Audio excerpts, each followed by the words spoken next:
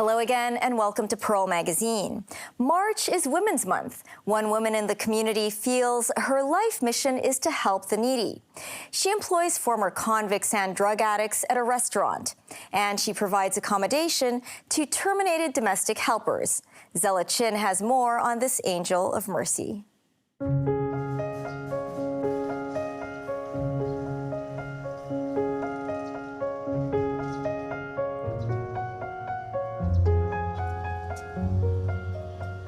My name is Lucia, so I'm working in the Mercy Hong Kong. We have a canteen, so I also the manager of the canteen. In the morning, I wake up and then I come to canteen around 10:30, 10:15. So I make the preparation of everything.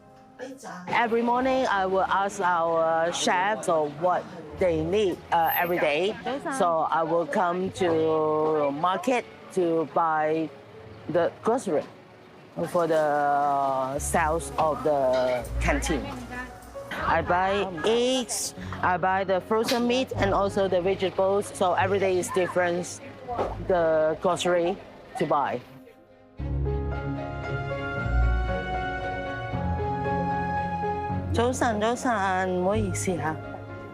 Lucia Leung works for a Catholic NGO, Mercy Hong Kong, which opened this restaurant in Jordan last September. It only employs certain people. All the staff here is ex-inmates, and also some is bail people. So we hope more job opportunities of this group people. 嗰啲餃子咧就6隻，35蚊。Leung, the chef, has spent time in prison, and he's a former drug addict. After his release from a drug rehabilitation center, a friend recommended a job opportunity at the canteen. He's only worked at the eatery for about 2 months, and Lucia has given him a lot of responsibilities. She would let me take charge of the kitchen. She would trust me. She would say, Leung, if there are any problems in the workplace, please talk to me about it. If there is something you can't handle, you can speak up. It makes me feel accepted because as former drug addicts, our self-esteem is low. He is grateful for the chance to work at the diner. The main point is she allows me to rejoin society and work. Because as former drug addicts, we will be discriminated against. And they will look down on us. My impression is that she's not like that. She accepts us. But there's a strict rule Leung must follow. I need to regularly test my urine for drugs. And it would be something that holds us accountable.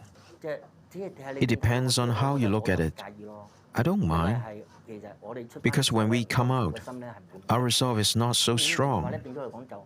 If not strong, we'll probably return to the old ways, like take drugs.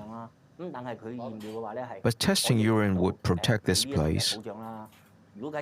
If I really take drugs again, they wouldn't hire me. I would send me back to the rehab center to get off of drugs. 我諗下啦，我諗下，有需要揾你。好啊。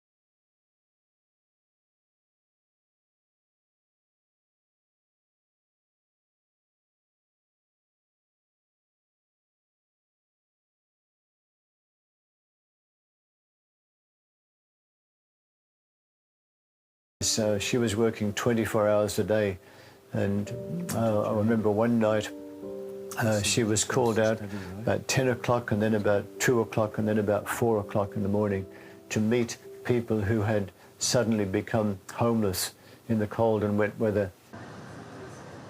After the pandemic, Lucia continues to help needy people.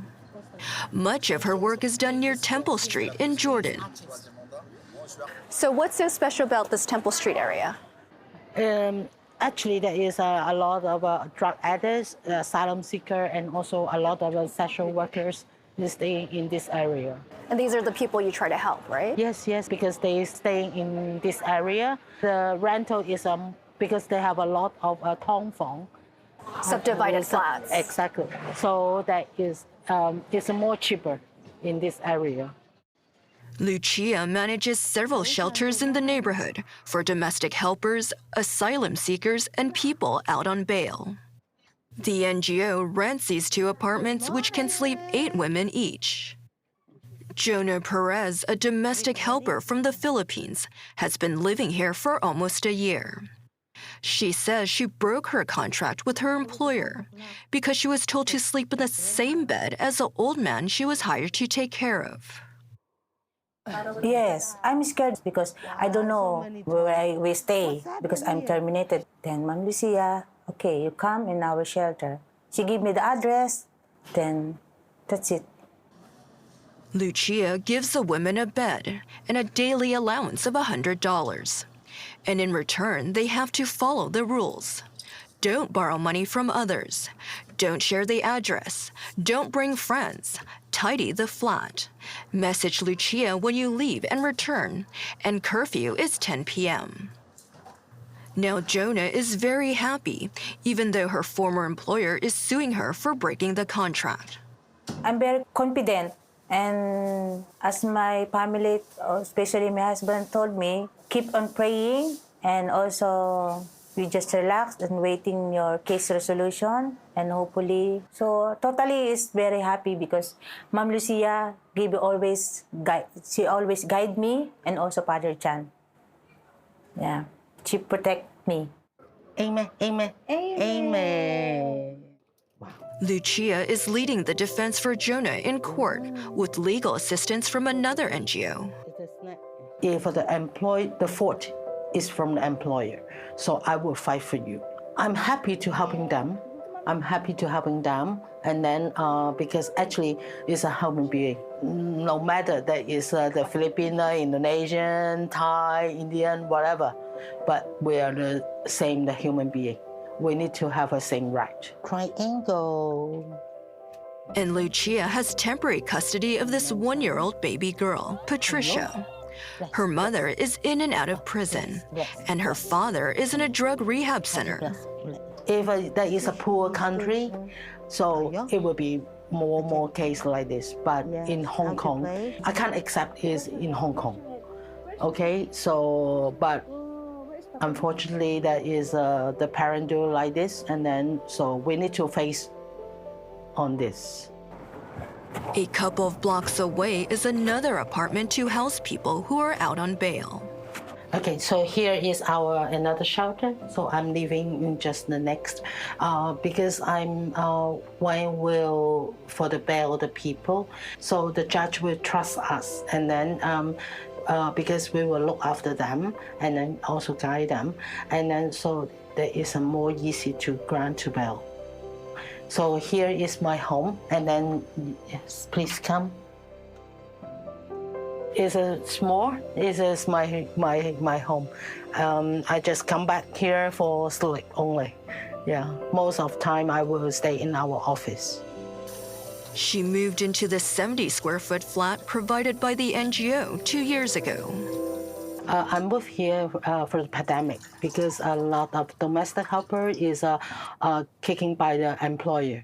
So, and then I came to the Jordan to help the organization to serve the domestic helper. Now on Thursdays, she hosts a gathering for former domestic helpers and their children. Most of them is a single mother. So before they have a working in Hong Kong, they are domestic helper.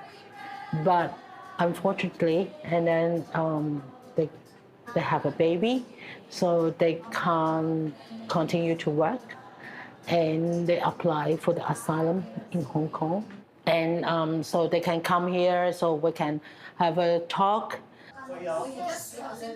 Back at the canteen, her son Alex comes to visit his mother in the evening. He is surprised that his mother has chosen a profession to help others round the clock. Before, when I was young, she's just kind only, not spiritual. But after that, I think I saw her have a light on her head. So I think she is a holy mother to help the people to have a happy life. Lucia feels that helping needy people is her mission in life. And she has a message for mainstream Hong Kong society about people who live on the fringes. I hope the Hong Kong people not discriminate those people, and then seems like your friend, okay, even though they have maybe they doing bad things before, but now I think it's everybody that have a new chance, another chance to make it better. When we come back, the bright lights of neon from outdoor to indoor. Stay with us.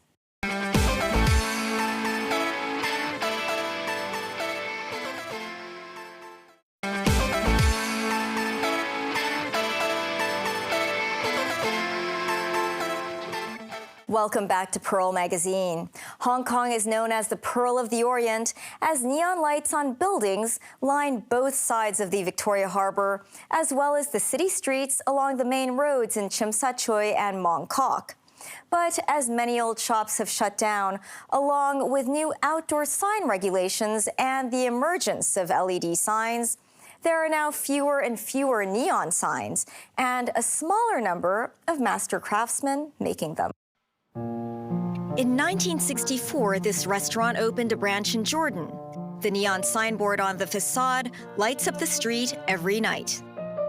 Andrew Chu is the fifth-generation owner of the restaurant. He says that this neon signboard has a history of more than half a century and is also a symbol of the family business. This signboard has been here for 59 years and has accompanied me growing up. There's a connection between the brand and the neon light, so we have a sentimental bond with it.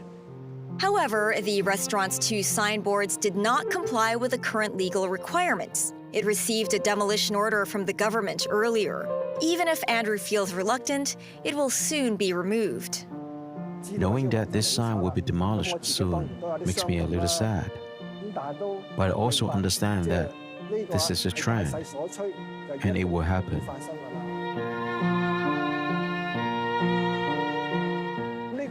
This signboard has witnessed the history of our family for generations, the history of our business, and Hong Kong's catering industry. The design at the time was the Art Deco style, with simple, clear lines. Many people describe Hong Kong as the Pearl of the Orient, and neon signs are a major feature. Hong Kong's first neon light factory was established in 1932. The 1980s and 1990s were the most glorious period of Hong Kong's neon light industry. The colorful and crisscrossing neon signs intertwined with Hong Kong's unique, shining night scene. In 2010, the Buildings Department implemented the Minor Works Control System, which stipulates that signboards cannot project more than 4.2 meters from the external wall, and the distance between the signboard and the ground should be at least 3.5 meters. Government figures show that in the past 5 years, the authorities have issued about 5,100 demolition orders. More than 16,000 signboards have been demolished or fixed. Many neon signs are now gone. On the night of the demolition, Andrew and his family come to say goodbye to the signboard.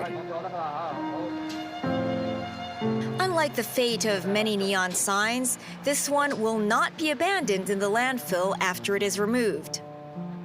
The person who saved it was neon conservationist Cardin Chan. The neon rescuer has visited many shops across Hong Kong in recent years to collect demolished neon signs. She says that the most important thing is to build mutual trust with the owners. They are worried if something so important to them is handed over to strangers. We have to show them different evidence in many ways, so they understand our philosophy of preserving signboards. If the signboards can be preserved, it'll be really comforting to them.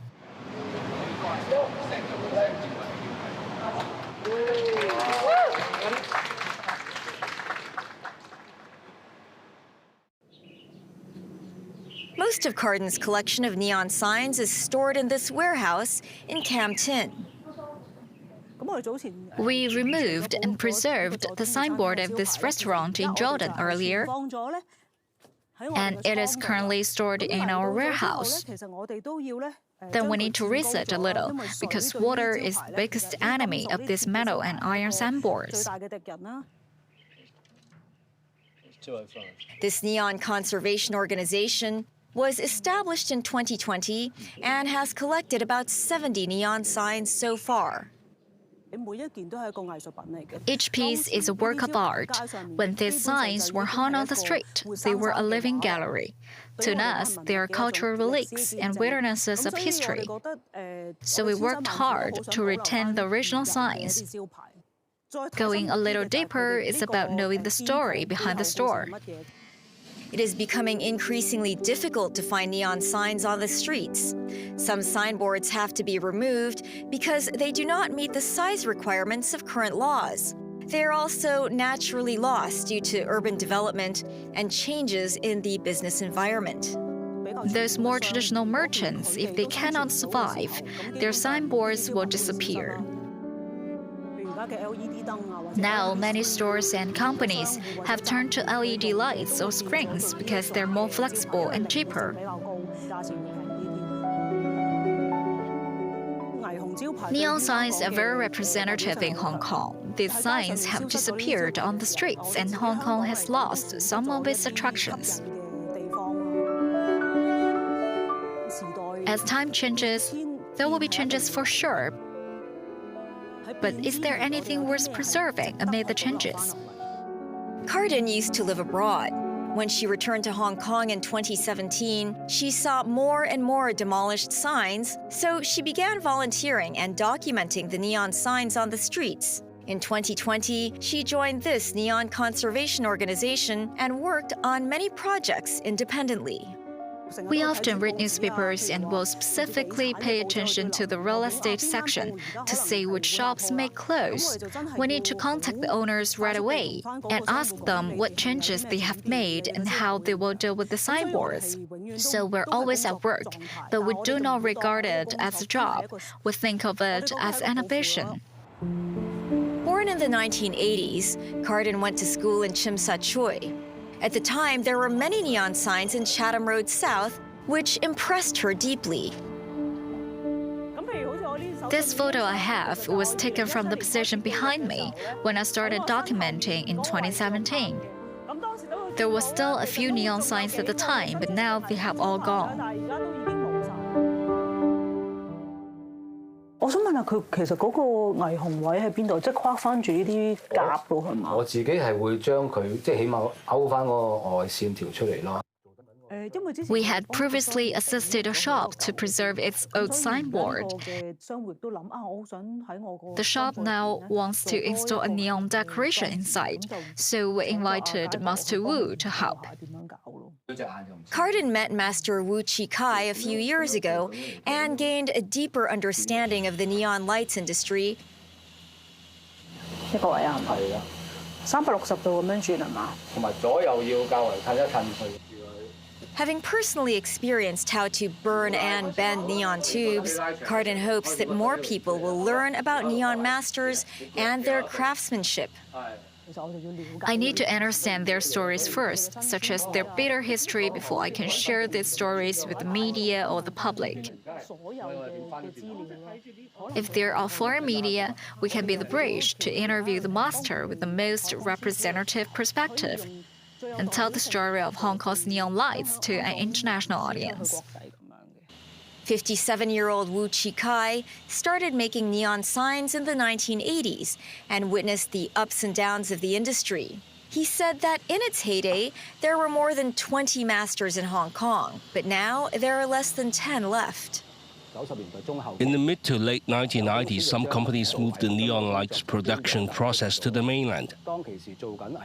At that time, local neon light masters no longer had enough work and had to change careers or retire. At that time, we almost stopped making traditional neon signboards, but often made lights on the building exterior.